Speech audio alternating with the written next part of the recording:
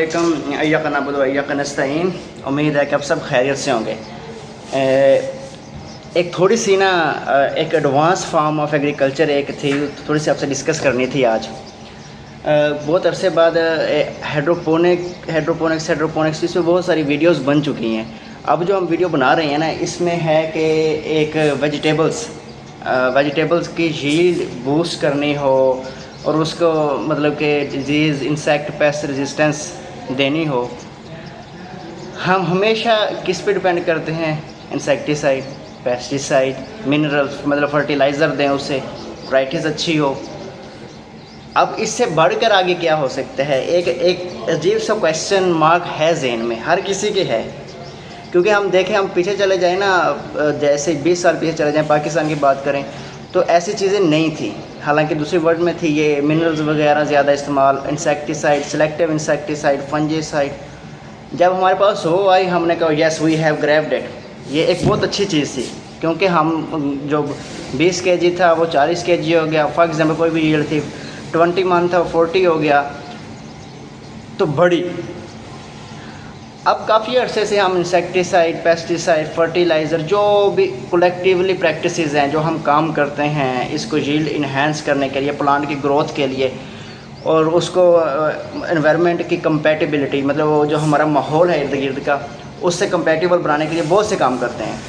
और वो करते हैं हम केमिकल बेस्ड हैं, या फिर हम उसे प्रैक्टिस में ले आएँ, हाइड्रोपोनिक ले आएँ, ग्रीन हाउस ले आएँ, या खाली टनल ले आएँ, या हमने कभी प्लांट को इतना ज़्यादा छेड़ा नहीं है। हाँ, अगर छेड़ा है मतलब उस पर थोड़ा सा वर्क किया है, तो हमने वो सिर्फ वर्क किया है उसकी वैराइटीज़, मतलब कि वैराइटीज़ डेवलप करने में, कल्टीवेटर डेवलप करने में, उसको एडवांस करने में। उसके अलावा हमने कुछ उस पर इतना ख़ास वर्क नहीं किया।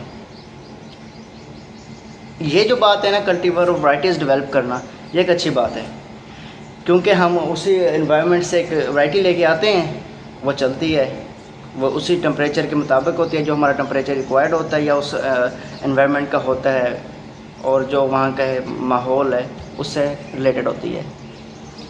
लेकिन अगर वो एक्लेमेटाइज होती है, जो मैं क्वेश्चन की बात कर रहा था, ये क्वेश्चन, मेन क्वेश्चन ये है, अगर वो एक्लेमेटाइज होती है उस हवाले से, मतलब वो डिज़ीज़ के लिए भी अच्छी है, मतलब डिज़ीज़ पे इतनी ज़्यादा नहीं आती।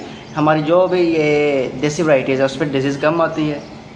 ऐसे ही है, जो मतलब ये एक सिंपल सी बात है, उन पे इंसेक्ट कम आता है, उनकी रूट डेवलपमेंट अच्छी होती है।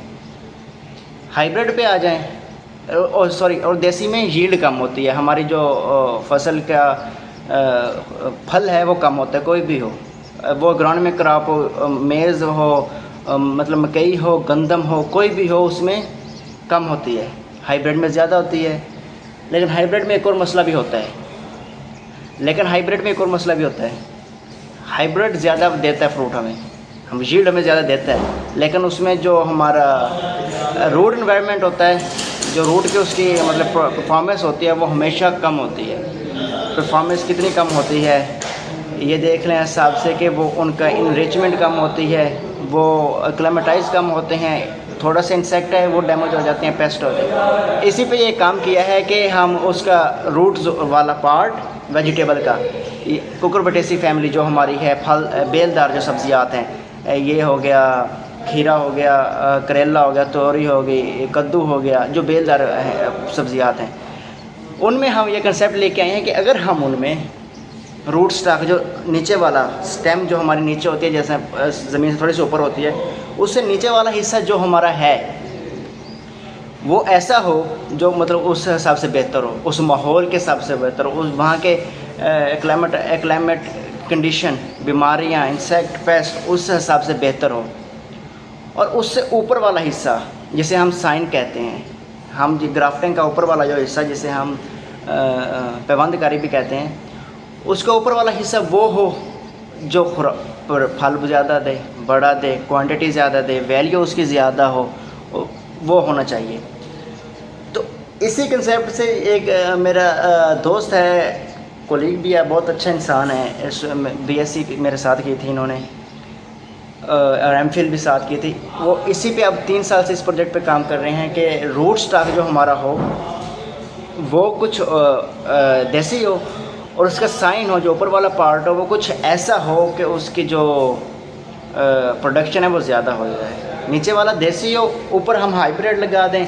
हाइब्रिड की ऐसी वैरायटीज़, एक हाइब्रिड पाकिस्तानी, कुछ हाइब्रिड ऐसे भी हैं जो मतलब लग सकते हैं पाकिस्तान में, वो इतना परफॉर्म नहीं करते यहाँ पर आकर। एक तो वो ये भी देख रहे हैं कि हम लोकल जो हमारे मतलब समहाउ कुछ एक्लामेटाइज, कुछ हद तक वो एक्लामेटाइज हाइब्रिड जो हो चुके हैं, उसको अगर हम उसे देसी पर लगाएं वो क्या रिस्पॉन्स देते हैं। और कुछ ऐसी जो हमें अवेलेबल नहीं है लेकिन पूरी दुनिया में वो हाइब्रिड पाया जाता है, उसके मतलब कि झील के हवाले से, मतलब उसके कितना फल आता है उसके हवाले से, लेकिन हमें अवेलेबल नहीं है।